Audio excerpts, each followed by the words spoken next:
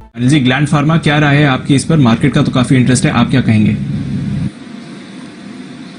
दीप, company बढ़िया है, इसमें कोई डाउट नहीं है और बहुत ही दमदार कंपनी। लेकिन अब यही है कि इसमें देखिए, मैं बताऊं दो तीन चीजें क्या अच्छी है। इनके जो एनडीए है वो अच्छे खासे अप्रूव्ड है। लगभग 250 एनडीए ये ऑलरेडी यूएस एफडीए से अप्रूव करवा चुके हैं। तो पाइपलाइन बहुत स्ट्रांग है। आगे भी कुछ और एनडीए जो वहां से अप्रूव होने हैं। ग्रोथ प्रॉफिट की और सेल्स की बड़ी तगड़ी है। पिछले 3 सालों की ग्रोथ है इतनी दमदार है कि आप देखते रह जाएंगे। ऐसी कंपनियां बहुत कम मिलेगी जिसमें आय 27% से पिछले 3 सालों में बढ़ी है। मुनाफा 51% की दर से बढ़ रहा है, बहुत ही बढ़िया। 267 एनडीए में से 215 एनडीए ये अपने अप्रूव करवा चुके हैं, यानी कि आगे भी ग्रोथ दमदार रहेगी। इसके सीधे सीधे कारोबार से अगर आप कंपेयर करें यहाँ पर किसी हिंदुस्तानी कंपनी से, तो वो है नहीं। विदेशी कंपनियों के साथ अगर आप कंपेयर करेंगे तो वैल्यूएशन रीजनेबल है, बहुत महंगा नहीं है।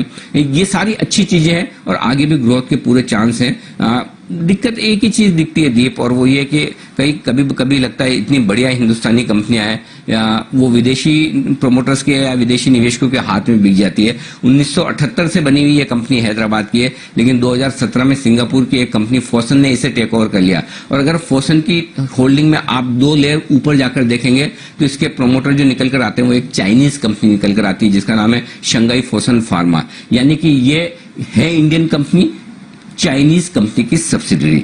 तो अब यहां पर 2 चीजें होती है। एक, आपका सेंटिमेंट चाइनीज कंपनियों के बारे में क्या होता है। कई बार आजकल जो कि काफी पिछले कुछ महीनों से हम थोड़ा चाइना के खिलाफ हैं और ऐसा लगता है कि क्यों चाइनीज इन्वेस्टर यहां से पैसा कमा के जाएं।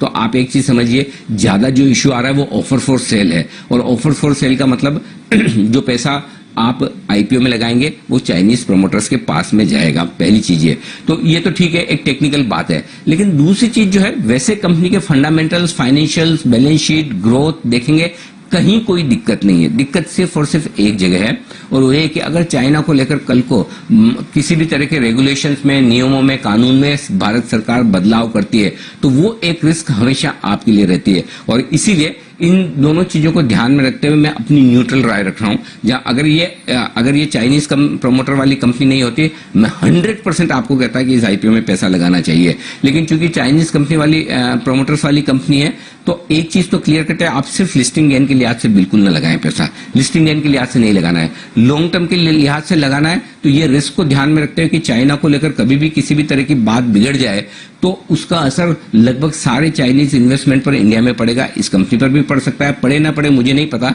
लेकिन वो रिस्क हमेशा है। तो उस लिहाज से हाई रिस्क इन्वेस्टर्स जो लॉन्ग टर्म का सोचते हैं और इस रिस्क को ध्यान में रखकर पैसा लगाना चाहते हैं, वही लगाएं। बाकी शॉर्ट टर्म के लिए सिर्फ लिस्टिंग गेन के लिए बनेगा। मैं ये नहीं कह रहा कि लिस्टिंग गेन नहीं बनेगा, लेकिन आप अपने सेंटिमेंट और अपने भावनाओं को ध्यान में रखते हुए करें। मैं फिर कह दूं एक बार, कंपनी अच्छी है, बिजनेस अच्छा है, आगे भी ग्रोथ है, लेकिन जो एक तलवार हमेशा लटकी हुई रहेगी कि चाइना का इन्वेस्टमेंट है, और अगर भारत सरकार किसी तरह के कोई इसमें कदम उठाती है आगे चलते हुए, किसी तरह की कोई बात बनती बिगड़ती है, तो उसका असर इस कंपनी पर भी पड़ेगा। ठीक उसी तरह से जैसे दूसरे कई सारे चाइनीज इन्वेस्टमेंट इंडिया में। हालांकि आप ये कह सकते हैं, मैं भी जानता हूं कि अचानक से तुरंत इतना जल्दी होने वाला नहीं है। अमेरिका और चीन ट्रेड वॉर को लेकर सालों से लड़ रहे हैं, ये सब चीजें चलती रहती है, लेकिन फिर भी वो एक हल्की रिस्क है जो आपको ध्यान में रखनी है। तो हाई रिस्क इन्वेस्टर्स वो लगाएं, और वो भी लॉन्ग टर्म के लिए। शॉर्ट टर्म में लिस्टिंग पे छोटा मोटा प्रॉफिट बन जाए वो एक अलग बात है, अगर आप वो रिस्क लेना चाहते हैं तो ठीक है। अदरवाइज